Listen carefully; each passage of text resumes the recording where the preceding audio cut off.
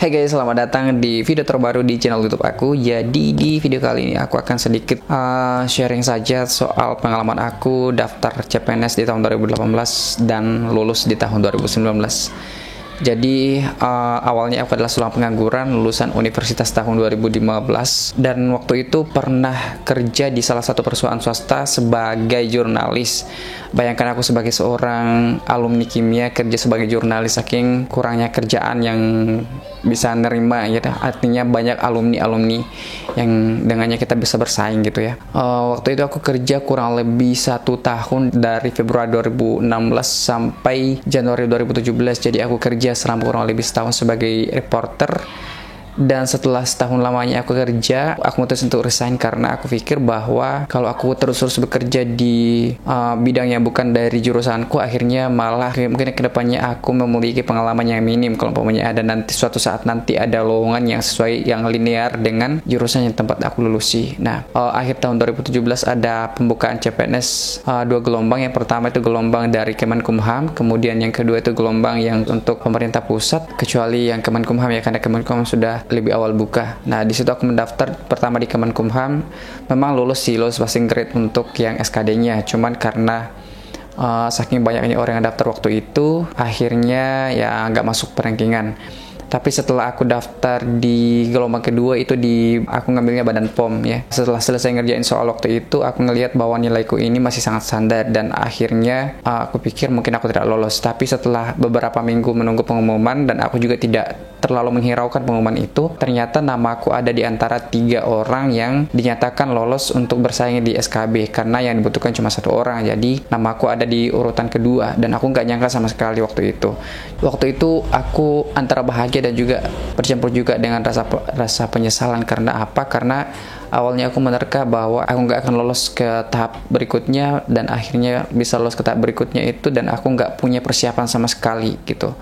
Dan setelah itu aku kurang lebih beberapa hari persiapan dan akhirnya ikutilah tahap berikutnya itu SKB dan aku menjadi urutan terakhir untuk lulusan SKB tersebut. Dan demikian juga wawancara karena memang aku nggak punya persiapan sama sekali, hanya bermodalkan beberapa hari tersebut setelah aku dinyatakan lolos masuk dalam 3 besar untuk masuk ke SKB. Setelah pengumuman memang aku tidak lolos. Di situ aku mendapat pelajaran yang sangat berharga kalau umpamanya kedepannya kalau aku ikut lagi tes CPNS, aku nggak boleh melangkahi dulu. Kalau umpamanya memang sudah masih lolos passing grade, ya mungkin aku harus memiliki atau persiapan entah itu lulus nantinya atau tidak. Nah, setelah setahun kemudian aku mendaftar kembali di instansi yang sama yaitu Badan POM. Tahun 2018 itu sangat viral kalau umpamanya soalnya itu sangat susah di TKP. Jadi aku waktu itu stres juga setelah ngelihat banyak orang yang gak lolos dan aku mendapatkan hari-hari yang agak belakangan untuk ikut tes waktu itu dan memporsir diriku untuk belajar lagi TKP. Jadi aku nyari soal yang paling susah untuk soal TKP untuk aku pelajarin gitu ya. Tibalah jadwalku untuk tes SKD dan ya aku berpasrah diri aja lah. Aku masuk dalam ruangan dan begitu menegangkan karena memang soalnya sangat-sangat susah waktu itu. Tapi puji Tuhan di antara beberapa orang yang lolos dari 700 peserta teman sebatch aku di ruangan tersebut ada sekitar 700 orang tepatnya di gedung RRI waktu itu, RRI Makassar. Salah satu di antara beberapa orang yang lolos itu nama aku. Jadi aku berpikir setelah tes itu aku harus belajar berbekalkan juga dari pengalaman tahun lalu, entah nanti masuk di perankingan untuk SKB, lanjut ke SKB atau tidak, itu nanti urusan paling belakang. Nah, setelah itu aku belajar tentang SKB untuk formasi yang aku daftar. Dan setelah pengumuman ya memang nama aku betul-betul masuk di dalam perankingan itu. Jadi ada 10 orang yang dibutuhkan dan 12 orang yang lolos passing grade. Nama aku yang paling bawah. Aku lulus dengan nilai yang sangat standar. Walaupun sangat standar tapi aku bersyukur. Nah, setelah itu aku semakin gencar untuk belajar. Tapi beruntungnya aku sudah punya persiapan sebelum pengumuman SKD itu keluar. Aku lebih milih untuk belajar karena aku sudah memiliki materi yang sudah aku kumpulkan tahun sebelumnya dan juga karena aku sudah punya gambaran bagaimana nanti soal-soalnya. Jadi setidaknya aku sedikit lega waktu itu. Setelah ikut tes SKB walaupun nilaiku juga masih standar di situ, Dan setelah melihat teman-teman yang menjadi sainganku juga, ya nilainya tidak terlalu jauh beda. Jadi aku memporsir lagi waktuku untuk mempersiapkan waktuku di tes wawancaranya itu, karena aku juga sudah punya gambaran tentang tes wawancara itu bagaimana. Saya mempersiapkan diri beberapa hari, koreksi lagi apa sih yang ditanyakan tahun lalu. Itu lagi yang aku buka-buka, itu lagi yang aku ingat-ingat. Dan memang pertanyaannya mungkin sekitar 70% hampir sama di pertanyaan-pertanyaan sebelumnya. Jadi aku sudah memiliki persiapan yang jauh lebih. Setelah itu juga ada syarat lain, yaitu pengumpulan tes TOEFL ini sebenarnya nggak wajib, tapi ini menjadi pedoman juga, walaupun nilainya cuma 3%, tapi aku berusaha untuk bisa sebisa mungkin bagaimana caranya supaya aku punya sertifikat TOEFL waktu itu. Dan memang karena aku lagi barusan ikut kursus TOEFL kan, karena memang sangat pesimis waktu itu, sudah telepon orang tua untuk lanjut S2, karena aku pikir ya kalau umpamanya aku tidak ngelakuin apa-apa, cuman sebar lamaran sana sini, kayaknya kurang tepat juga. Makanya aku cari waktu itu, aku berusaha untuk cari beasiswa untuk lanjut S2. Setelah tahun 2018 itu aku ikut kursus TOEFL.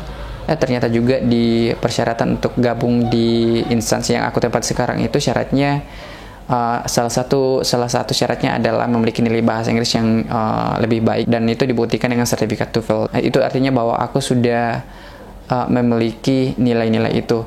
Banyak di antara temanku yang masa bodoh yang mengatakan bahwa ya nggak usah lah dikumpulkan karena itu hanya penunjang saja, karena hanya 3% ya kan. Kalau nggak dikumpulin juga nggak masalah, karena itu bukan faktor penentu.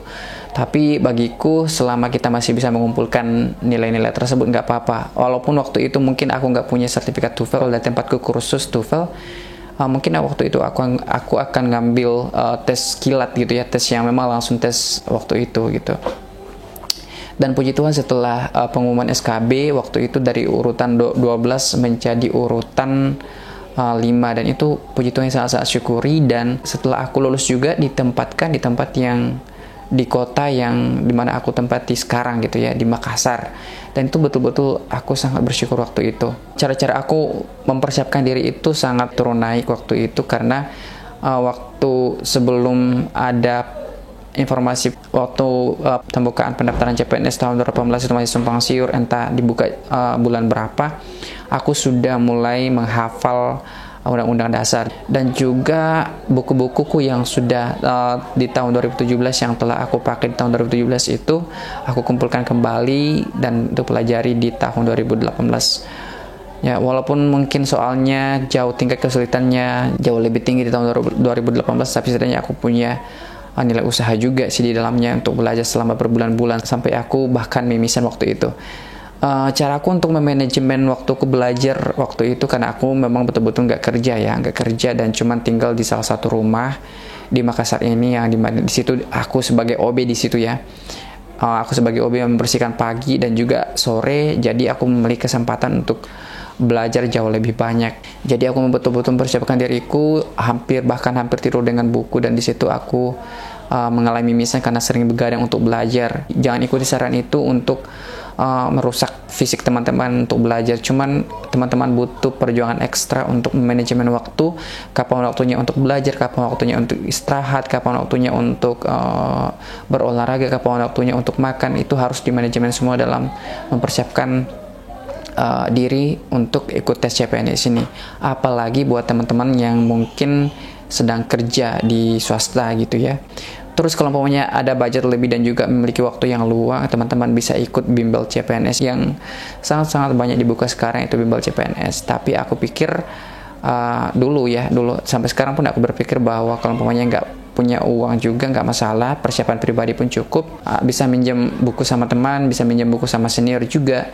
Dan juga ada begitu banyak referensi-referensi yang bisa teman jadikan sebagai acuan untuk belajar. Banyak sekali aplikasi-aplikasi tentang TWK, tentang TIU, tentang TKP yang sudah disediakan di online. Jadi sebenarnya sekarang itu materi-materi itu sudah sangat melimpah. Tinggal kita bagaimana caranya menangkap materi itu, tinggal kita bagaimana caranya untuk mengemas materi itu sehingga kita mudah pahami dan kita jadikan sebagai senjata untuk nantinya menjawab soal-soal di tes SKD maupun di tes SKB. Kemudian saranku juga jangan lupa teman-teman untuk mencatat setiap hari untuk skornya. mencatat setiap hari perkembangan teman-teman, karena perkembangan itu sangat-sangat dibutuhkan. Misalnya teman-teman menjawab soal-soal di hari ini, itu bagaimana perkembangannya nantinya, besoknya bagaimana perkembangannya, kemudian 3 hari kemudian itu bagaimana perkembangannya. Jadi memang betul-betul aku waktu itu nyatetnya di Excel. Jadi aku akumulasikan berapa sih nilai yang aku targetin dan berapa nilai yang aku dapat hari ini. Dan dari total beberapa hari aku latihan, hampir kurang lebih 2 bulan, setiap hari aku pantau perkembanganku, di mana sih letak kekurangan aku, apakah di TKP atau KTIU ataukah TWK. Tapi TWK-nya itu kan ada beberapa juga di dalamnya itu yang per part-part juga. Misalnya di TIU, misalnya aku masih lemah di sinonim dan antonim waktu itu, karena memang ya walaupun aku sering baca buku, cuman karena tingkat bahasanya yang semakin tinggi, jadi aku belajar mencari kosakata yang kata-kata yang lebih familiar, yang tidak familiar lagi untuk aku pelajari gitu. Dan itu sangat banyak juga sih disediakan di online. Jadi kita tidak bisa beralasan bahwa karena materinya sedikit gitu. Tapi sekarang itu kita harus bermodalkan karena kemauan kita harusnya bisa belajar juga secara mandiri maupun secara berkelompok, ataupun kita ikut bimbel-bimbel kalau umpamanya teman-teman punya budget lebih. Nah, mungkin itu yang bisa saya sharingkan buat teman-teman. Jangan lupa untuk terus belajar. Oh ya, jangan lupa untuk berdoa ya, karena sebenarnya doa yang paling penting. Karena waktu itu tahun 2018 aku betul-betul ngerasa bahwa ya banyak orang yang belajar mati-matian tapi nggak lolos. Tapi aku bersyukur pada Tuhan karena Tuhan ngejawab doaku untuk bisa lolos di SKD walaupun nilainya standar-standar, dan juga bisa diloloskan di SKB. Itu semua karena campur tangan Tuhan di dalam setiap usaha-usaha yang saya lakukan. Karena satu pegangan saya bahwa marilah kita tetap berdoa sambil mengerjakan sesuatu. Kita akan mengerjakan bagian kita dan Tuhan akan mengerjakan sisanya.